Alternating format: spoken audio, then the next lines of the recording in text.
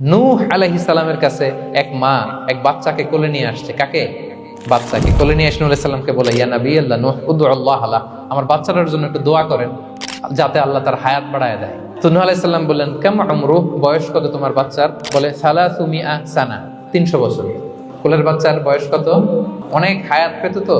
তো উনি বলতেছে, তুমি 300 বছর তোমার বাচ্চার হায়াত, মানে এখন বয়স, তুমি আরো হায়াতের দোয়া চাইতেছো। তুমি কি জানো আখিরি জামানায় এমন এক জাতি আসবে যারা 60 থেকে 70-এর মধ্যে সব মরে শেষ।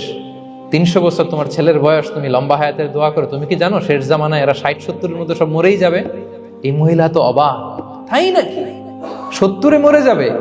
এই কথা শুনে মহিলা বলতেছে, আইয়া বেনুন আল বুয়ুত, আচ্ছা নবী আল্লাহ নূহ 70 বয়সে যেহেতু মরে যাবে, তারা কি আর দুনিয়াতে ঘর বাড়ি বানাবে? কেন মহিলার ধারণা 70 বছর যেহেতু হায়াত, ঘরের তার প্রশ্নই আসে না, এটা তো এমনি সেমনি কাটায় চলে যাবে। আজকে যদি আয়না দেখাইতে পারতাম ওই বুড়িরে